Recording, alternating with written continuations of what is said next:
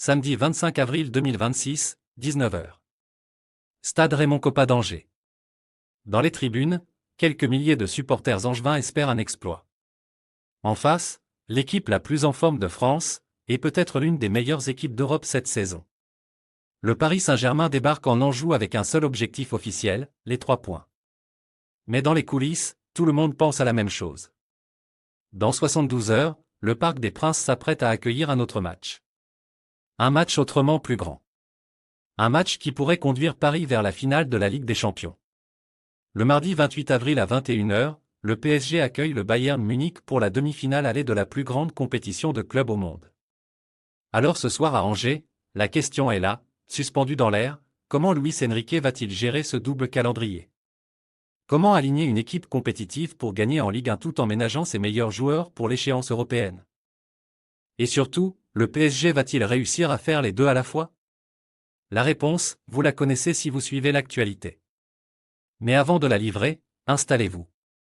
Parce que ce match d'Angers, aussi déséquilibré qu'il pouvait paraître sur le papier, dit beaucoup de choses sur ce PSG de 2026. Sur ce club en marche vers quelque chose de grand. Sur cet entraîneur qui semble avoir tout compris à la gestion d'un groupe et d'une saison. Et sur cette équipe qui, collectivement, ressemble de plus en plus à un candidat sérieux au doublé Ligue 1 Ligue des Champions. Pour bien comprendre ce match d'Angers, il faut le replacer dans sa double dimension. Il y a d'abord l'enjeu Ligue 1. Avant le coup d'envoi, le PSG était leader de Ligue 1 avec 66 points, soit 3 unités d'avance sur le RC Lens, qui comptait une rencontre de plus au compteur. Une avance confortable, mais pas encore suffisante pour ouvrir le champagne.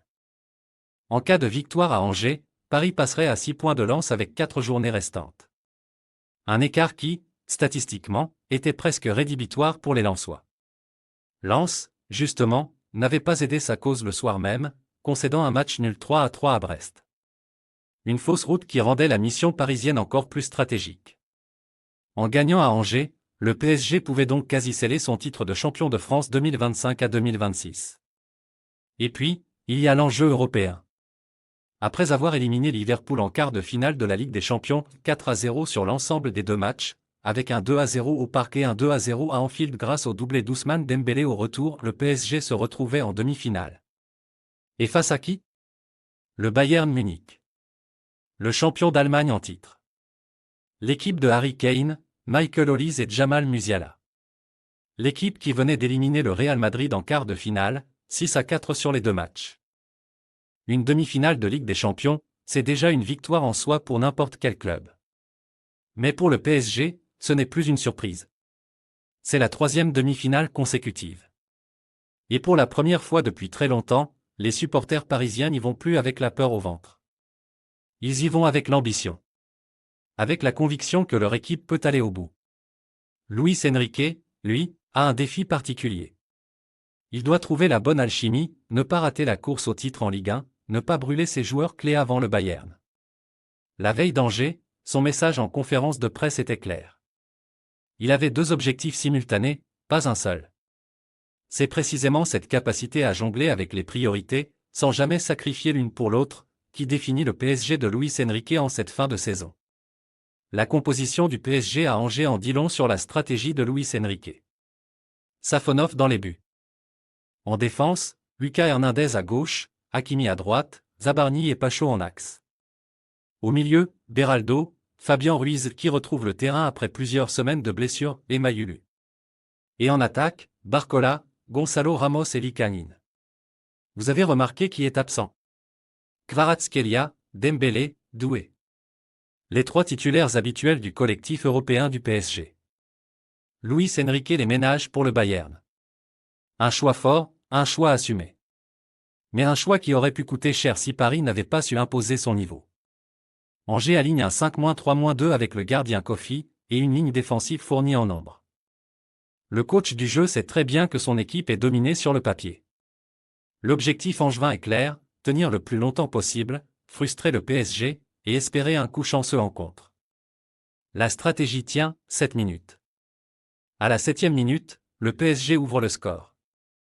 L'action naît d'une combinaison technique en plein cœur du jeu.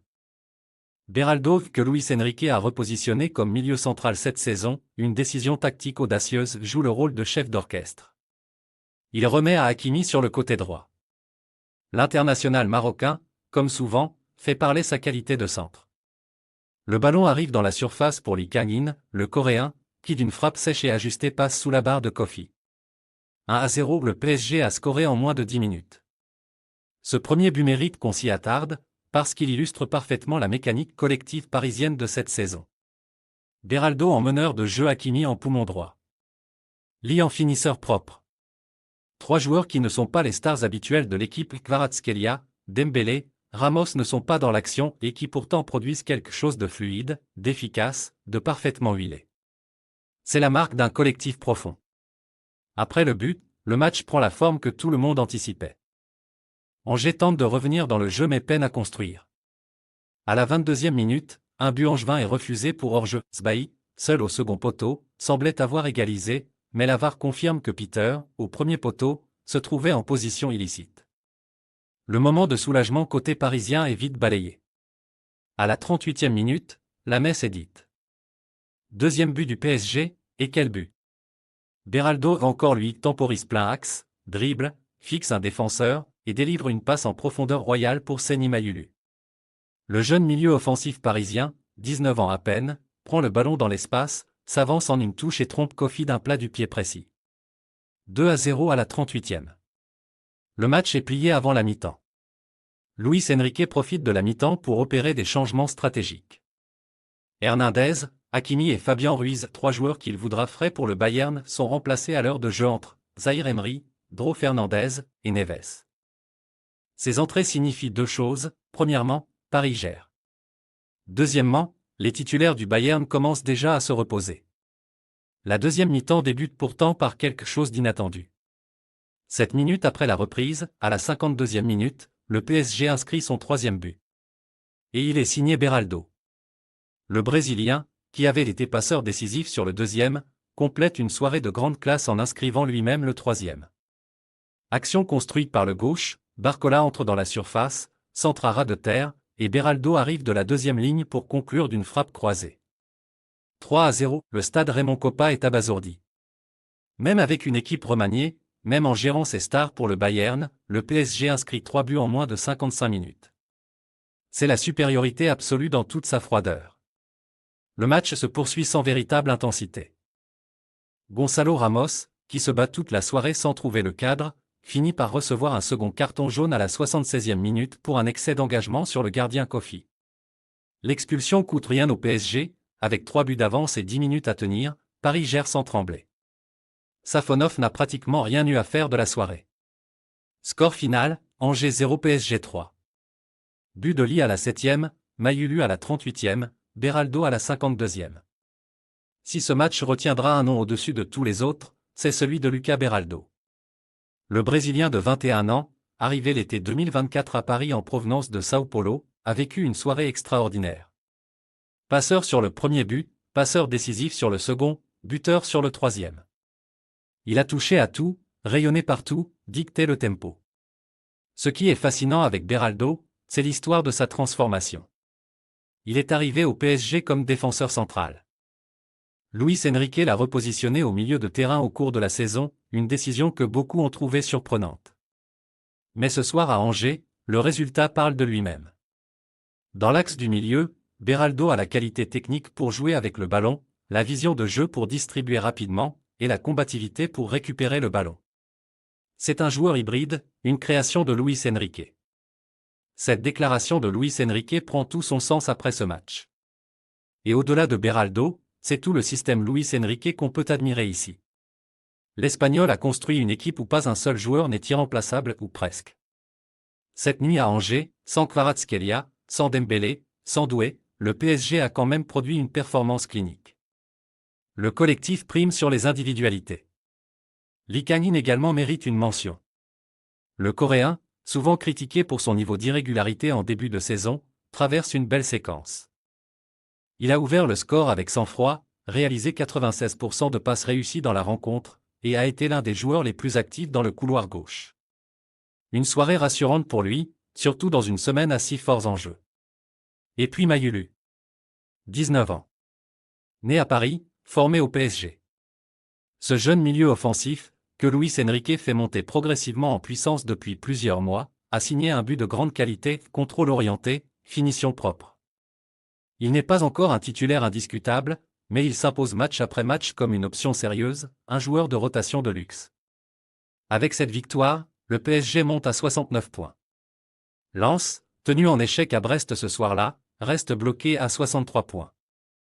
L'écart est désormais de 6 points avec 4 journées à jouer. Pour comprendre à quel point cette avance est significative, une statistique s'impose. Depuis l'introduction du système de 3 points pour une victoire en France, en 1994, une seule équipe a manqué le titre avec une avance d'au moins 4 points à 5 journées de la fin. C'était en 2001 à 2002, et c'était Lens, une ironie du sort. Depuis, personne n'a jamais dilapidé une telle avance en fin de saison. En d'autres termes, sauf catastrophe absolue, le PSG est champion de France 2025 à 2026. Et pas seulement champion. Si Paris remportait la Ligue des Champions dans la foulée, ce serait un doublé historique qui viendrait couronner ce que beaucoup considèrent comme la meilleure saison parisienne depuis l'ère des grands investissements qataris. Car il faut mesurer la trajectoire de ce club. Pendant des années, Paris a dépensé des sommes folles pour acheter des stars individuelles Neymar, Messi et a toujours échoué à construire un collectif capable de conquérir l'Europe. Luis Enrique est arrivé à l'été 2023 avec une philosophie radicalement différente. Pas de star system. Un pressing intense. Une rotation assumée. Un jeu collectif. Les résultats ne sont pas immédiats. La première saison d'Enrique est correcte mais pas flamboyante. Mais cette deuxième saison, la saison 2025 à 2026, ressemble à l'éclosion d'un projet. Paris a éliminé Liverpool 4-0 sur 2 matchs. Paris est quasi champion de France. Et Paris reçoit le Bayern Munich en demi-finale de Ligue des Champions. La machine est en marche. Et la victoire à Angers en fait partie, même un match de gestion, même sans les titulaires européens, Paris gagne 3-0. C'est la profondeur du groupe. C'est la confiance collective. Revenons sur ce qui a peut-être été le choix le plus important de la soirée, la gestion de l'effectif. Luis Enrique a fait tourner intelligemment. Kvaratskhelia, Dembélé, Doué, Marquinhos, les pièces maîtresses du collectif européen, sont tous restés sur le banc ou au repos complet. Nuno Mendes, encore en phase de retour de blessure, a été ménagé. Vitinha également. À la mi-temps, Hernandez, Hakimi et Fabien Ruiz ont été remplacés, pour éviter tout risque de fatigue ou de blessure inutile à 3 jours d'un match aussi crucial. Certains pourraient critiquer cette approche, faire tourner dans un match de championnat, est-ce respecter la compétition? La réponse est simple, oui, évidemment. L'équipe qui a joué à Angers a tout de même produit une performance de haut niveau. Elle a gagné 0-3 en dominant totalement. Elle n'a pas simulé une blessure, n'a pas fait exprès de perdre. Elle a aligné une équipe compétitive, et cette équipe a gagné. La gestion intelligente d'un effectif large, c'est la définition même du football moderne. Et ce qui rend cette gestion encore plus impressionnante, c'est qu'elle fait suite à un enchaînement de matchs déjà denses. Le 22 avril, le PSG avait battu Nantes 3-0 avec un doublé de Kvaratskhelia. Le 25, victoire 3-0 à Angers. Et le 28, réception du Bayern Munich. 3 matchs en 6 jours, dont une demi-finale de Ligue des Champions. Luis Enrique semble avoir tout planifié. Chaque match correspond à un objectif précis. Nantes et Angers, consolider le titre en Ligue 1 avec la rotation nécessaire. Bayern Munich, lancer les titulaires européens reposés, frais et confiants. Alors parlons-en, de ce Bayern Munich. Parce que c'est l'éléphant dans la pièce depuis la fin des quarts de finale. Et si la victoire à Angers donne confiance, elle n'efface pas les questions qui entourent ce choc. Le Bayern 2025 à 2026, c'est une machine. Champion d'Allemagne pour la 35e fois, record absolu. Éliminateur du Real Madrid en quart sur 6-4 au cumulé. Porté par Harry Kane, 53 buts toutes compétitions confondues cette saison, un chiffre presque inhumain. Animé par Michael Olise, auteur de 2 buts décisifs face au Real. Entraîné par Vincent Kompany, dont la première saison à Munich se transforme en masterclass. L'historique entre les deux clubs parle en faveur des Bavarois. Sur les 9 dernières confrontations, Munich a remporté 7 rencontres, Paris seulement 2. Et cette saison, lors de la phase de Ligue, le Bayern avait déjà battu le PSG 2-1 au Parc des Princes. Mais il y a des raisons d'y croire côté parisien. D'abord, le terrain, Paris joue à domicile pour ce match aller, dans un Parc des Princes qui s'annonce électrique. Ensuite, la forme, le PSG n'a perdu qu'une seule rencontre sur ses 10 derniers matchs officiels, une défaite contre Lyon en Ligue 1 le 19 avril, vite effacée par les 2 victoires 3-0 contre Nantes et Angers.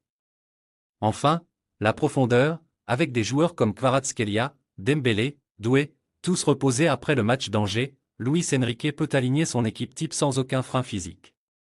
Les absences à gérer, côté Paris, concernent Vitinha, Nuno Mendes et N'Jantou, tous trois blessés. Vitinha, milieu central de qualité, manquera à l'animation du jeu. Mendes, latéral gauche offensif, sera compensé par Hernandez ou Zaïre Emery. Des absences réelles, mais pas rédhibitoires. Côté Bayern, Gnabry est également forfait. Mais avec Kane, Olise, Musiala, Pavlovic, la profondeur bavaroise reste vertigineuse. Ce qui va se jouer au Parc des Princes mardi soir, ce n'est pas seulement un match de football. C'est une confrontation de deux projets, de deux philosophies, de deux équipes au sommet de leur article. Le Bayern, collectif rodé et dominant depuis des mois. Le PSG, en plein éclosion d'un projet ambitieux qui commence à porter ses fruits. Pour le PSG, un but d'avance à l'aller serait idéal. 2 buts, ce serait un rêve. Un nul, même vierge, rendrait le match retour à Munich infiniment plus périlleux. Luis Enrique le sait. Ses joueurs le savent. Et les supporters du Parc des Princes le savent. Ce que la victoire à Angers a fait, ce n'est pas résoudre l'équation Bayern. C'est créer les conditions optimales pour l'aborder. Joueurs reposés. Titre en Ligue 1 quasi acquis. Aucune source de stress externe. Une équipe qui a gagné 0 contre 3 même en tournant. La confiance est là. On arrive au terme de cette analyse, et il faut se poser la question qui s'impose naturellement, ce PSG 2025 à 2026 peut-il vraiment aller jusqu'au bout en Ligue des Champions? La réponse honnête, c'est oui. Et non pas par démagogie ou par amour de Paris, mais par observation froide des faits. Ce club a éliminé Liverpool 4-0. Il est quasiment champion de France pour la 2e année consécutive. Il est en demi-finale de la plus grande compétition de clubs au monde. Son effectif est profond, équilibré, collectif. Son entraîneur a démontré qu'il sait gérer un calendrier chargé sans sacrifier un objectif pour l'autre. Et ses joueurs Kvaratskhelia qui illumine depuis son arrivée, Dembélé le tranchant, Doué le génie de 19 ans, Beraldo la révélation inattendue, font partie des meilleurs dans leurs rôles respectifs en Europe cette saison. Mais le Bayern est là. Et le Bayern, lui aussi, répond présent sur tous les fronts. La demi-finale s'annonce comme un match où chaque détail comptera. Chaque erreur défensive. Chaque contre-attaque. Chaque coup de pied arrêté. Harry Kane qui marque depuis 5 apparitions consécutives en C1 contre le PSG, une stat qui fait froid dans le dos. Ce que la soirée d'Angers nous a dit, c'est que le PSG aborde ce rendez-vous dans les meilleures conditions possibles. Frais. Confiant. Champion quasi assuré. Et avec la conscience que le club entier, des supporters au vestiaire, est tourné vers une seule ambition, la finale de Budapest du 30 mai 2026. La victoire 3-0 à Angers n'est pas juste un résultat. C'est un message. C'est la confirmation que cette équipe tourne à plein régime même quand elle gère. C'est la preuve que le collectif bâti par Luis Enrique est suffisamment profond pour aligner des joueurs de complément et gagner 3-0 sans forcer son talent. Si vous êtes supporter du PSG, vous avez des raisons d'y croire comme jamais. Si vous aimez simplement le football, vous avez des raisons de regarder le Parc des Princes mardi soir. Parce que ce sera grand. Parce que ce sera intense. Parce que 2 des meilleures équipes d'Europe se retrouveront face à face, et que l'une d'elles repartira avec un avantage précieux pour la semaine suivante à Munich. Le football à ce niveau, c'est ça. Des semaines où tout s'accélère. Des nuits où l'histoire peut s'écrire. Et une victoire à Angers, modeste en apparence, qui préparait tout cela en silence.